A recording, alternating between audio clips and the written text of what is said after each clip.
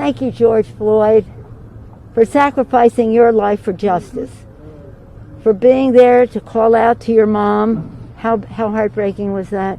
Call out for your mom. I can't breathe. But because of you, and because of thousands, millions of people around the world who came out for justice, your name will always be synonymous with justice. And now we have to make sure justice prevails in the sentencing. But that's its own procedure. Hold on. Yeah, I gotta say something too. I just realized, like, when George Floyd died, that's when the mask came. COVID was. It was around that time, but it's like it this so symbolized. It was during COVID. Is this like show some symbolism a little bit? Like he couldn't breathe. Now they had us wearing masks around the United States. They wore them all across the world. The COVID came like in what was? But that? they said the mask didn't work. March so like or February 2020. I was actually finna scream, bro.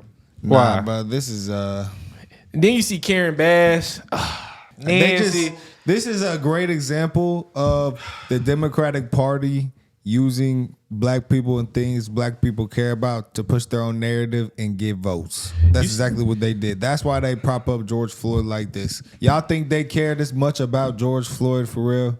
Do y'all really believe that? No. They're using him as a political pawn. Nancy looked up in the sky and said, "Thank you, George Floyd." Yeah, that shit is crazy. This is this is like it's propaganda in a way. And Karen Bass, is this how she got elected? This is when she became a mayor? You remember, you know who that mayor is, bro? No. That's the mayor that forgot to put water in the hydrant. That's her right behind Nancy. California, bro. Oh, yeah. LA, bro. She let her city burn down, man. Like, it's crazy. Now, getting older and just, being on YouTube, seeing this right here, like where I was 4 years ago, it's just completely different, bro. Like just Me my too. mind, Yeah. all of us. It's just like this shit is insane. We can see through it now, bro. It's like they gave us X-ray vision goggles. It's almost scary. It It is scary. very scary.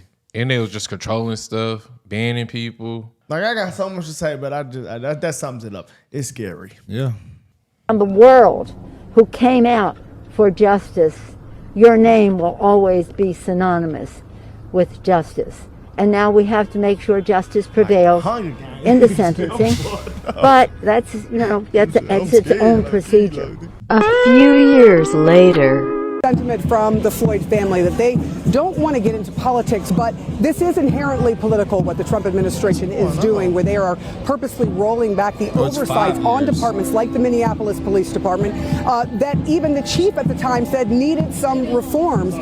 But I also want to give you some sense of how the country is responding to this in a political way, where you have sort of MAGA land putting out these really disturbing messages. I can tell you as a reporter who's covered this for many years, all the vitriol and racism that has been spewed at me and my colleagues when we cover this story. Here's Laura Loomer, who has the president's ear. Here is what she posted today on the anniversary of a man's death, as his family is trying to mourn and continuing to mourn his death, saying that this is congratulations to George Floyd. This is 5 years sober. I mean, imagine that kind of disgusting vitriol when you are trying to still remember and mourn your loved one. But that is what has happened with a lot of folks in MAGA land. They see this as a rallying cry against diversity, against police reform. And so these are sort of the two sides of what's happening here in this country on this very day, the day George Floyd was murdered.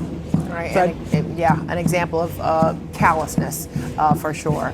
I know people don't like police. I might not like police sometimes, but like being real, we need them. It's the only thing that stop from people from going from this to this. It's an extremely hard job. It's an extremely hard job that is vital to society. And everyone knows that you do need police. But it's just the left. I don't know what they want to, like, I think their best agenda, what they've tried to do, which has not worked, is just turn everyone against the country and the police and the presidents. And it's just. Like, police is actually one of the most important things. It's vital. In America. Vital. I would actually argue it might be top two. Military, police. Yes. That's like the most important things that we have We to need to. protect us. You had to And have those put- two things. You want to talk against it, and I just don't understand like the Defund? journalism that's going on mainstream media outlets like this. I just don't understand. They it. don't But understand it's an people agenda. spin, kill. But when the police get around, niggas put their hands up. Niggas put their hands up. You're When the right. Police stop violence.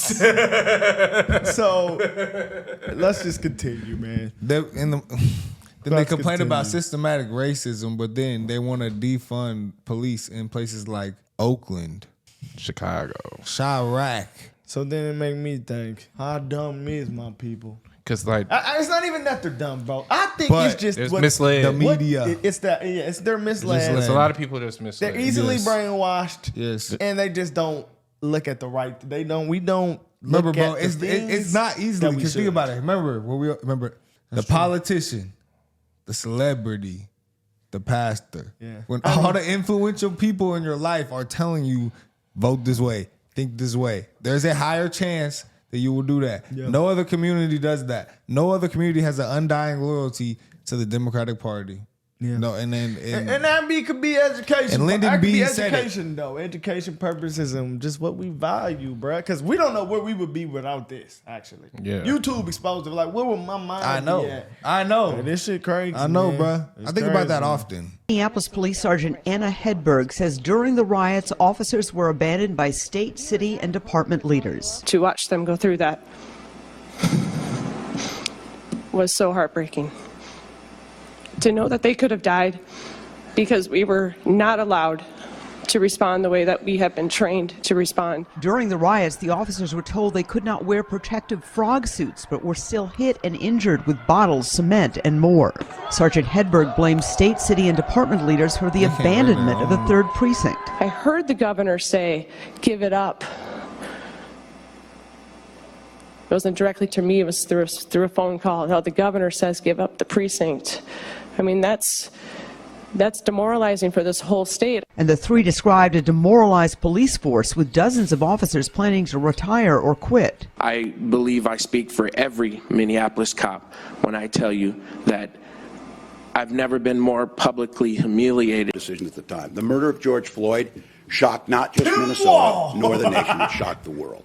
And the civil unrest that ensued from that was probably some of the greatest that we've seen both in this nation and globally. And that operation involving dozens of local, county, and then the state, involving multiple states in the region, and involving the federal government, had to be assembled, had to be coordinated, and had to make sure that we brought order back. I'll be the first to tell you, that's terrifying for Minnesotans in those days. Nothing like this had been seen before at the level of violence after the murder of George Floyd. I think, again, there'll be stories written in this. This will be written about for quite some time. I'm proud of Minnesota's response. I'm proud of Minnesota's first. Many of our communities. Proud of their response. And the differentiation between the Minneapolis Police Department that we witnessed losing trust of those they're there to serve is very difficult for people to make for those standing up here with me. I understand that. And I will not patronize you as a white man without living those lived experiences. I lost everything. And I'm still losing everything. I can't even sleep. I'll go to bed late because they were trying to break in my shop. People were getting killed in front of me.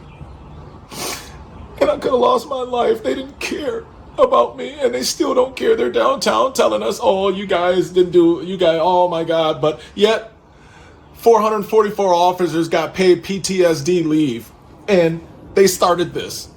You guys started this. I had nothing to do with what happened here, and I'm losing everything. My business is not the same. Look at me. Look, it's a nice day, and I have one car in here. We're used to having 6 and 7 cars. We usually are $30,000 a month, $40,000 a month business. I've not seen my business turn around since. While we were standing in the middle of the George Floyd Memorial, Reed caught sight of George Floyd's aunt, Angela Harrison, and angrily confronted her about what he said was money that should have gone to local residents and business owners, but instead, he said, was taken by NGOs, nonprofit governmental organizations. Damn. The Floyd family got a $27 million settlement from the city. Let me tell you something. when they gave away the $50,000 that your family was handing out to the businesses to help them, you know how many people were up there that wasn't even from this area? There was 72 people up there trying to take that money from all the businesses. We didn't get a dime. None of us had got a damn dime of that money to help us. Did you know that? Oh my God. Y'all didn't even know that. Yeah, that's what I'm trying to tell you. They wouldn't know that. They wouldn't know that. We know that because I was there when it happened. That's what I'm trying to tell you. I was in the room when they all showed up, all these white folks that we've never even seen over here, asking for the money that your family was putting down for these businesses. Damn. They took that money from us. We never got a dime. We never got help. I have a lot of sympathy, but people are forgetting that COVID also hurt the businesses. Not just COVID didn't hurt my business. We gotta talk off record. Yeah. We gotta talk off record. All right. For her part, Angela Harrison says she still holds nice memories of her nephew, George Floyd. You all know that my nephew had a very colorful lifestyle. He had challenges with sobriety. You know, he went to prison. But with all that, it didn't take the man he was inside. He tried to change his life around. He was doing the best that he can. But overall, when you strip everything, he was about humanity. Fuck Black Lives Matter. You know what I also remember during Black Lives Matter, the protest, is when one of these black business owners came outside and he was crashing. He was like, y'all are burning my business. I'm a black owner. Why are y'all destroying my property? And then when they was looting Nike stores, what does that got to do with George Floyd? They was just one of the reasons to act up. I'm just confused on why they propped up a junkie. Why is George for Floyd their political? You know, it's probably some people. It won them the election, damn near. You know, some that's people why probably, they did it. They probably got in 2020. Yeah. Election year. No, they know what that was the perfect time for they did that. That was a pure political move. Yeah. Well, I mean, yeah. That is why. Actually, Trump might have won if it wasn't for that. Literally. To be honest with you, yeah. But yeah, if this didn't happen, Trump would have probably said. have George Floyd tattooed on them, bro. Hold on. This was around the time of this too. That put a gun to a pregnant woman's stomach. Well, you know, people like all type of junkies. You know, some musicians are junkies. But is he a good junkie? They made him to a good junkie. He put a gun to a pregnant woman's stomach. They made him a good junkie. Bro, I'm gonna say this, and I didn't know this is where this was, but this hits different, especially with what we now know. It might be disrespectful. Oh wait, the wrong one. But I'm gonna be real. George Floyd's auntie looks like a junkie. Oh. I know junkies when I see one, guys. You can tell if you in the hood, you know what junkies looking like. You a hoe. She might not be one. You a hoe, man. Why you had to say that? You could have just let it ride. Click that. You had to just say that, bro. I'm being unfiltered on here, bro. Because I'm going hard on the Black Lives Matter shit. This was in Third Ward, Houston, bro. What happened? Oh yeah. This is the time. This is the times we were living in, nah. This is crazy. This is so cringe, bro. Sitting back looking at this. But I understand. I don't. Look at this. That is the highest level of cringe available. That was George Floyd caused that. Nah, bro. They won the election with George Floyd was their star running back. Bro. Yeah. For them to win. To be honest with you, the thing is though, if you just walk around everyday life, you would know white people don't hate you. Right. But some people don't again, never. let's Some people say never this, interacted though. with For white the people. record- Kind of, you know. Some people haven't. That is true. Well, so, but for the record, it is sad that he died. You know, it's not a good thing that anyone dies. It's sad that he died.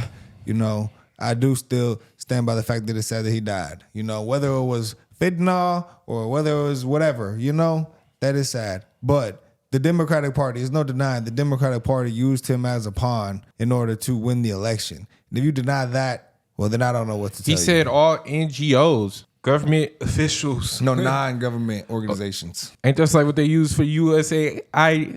That's what they're giving the money to. So That's what like, USAID was giving they the were money just to. stealing the money then. money grab and just a whole bunch of corruption with this, man. Like, with everything, with the government, man. If Trump ain't come in and fix it, we don't know where the hell we'll be at right now. Hopefully we keep winning the election so we can get some good going on in the U.S. government, because the Democrats, bro. They don't got nobody, bro. Democrats, bro. This was their last major play. After this, they put up Joe Biden. He ruined the country.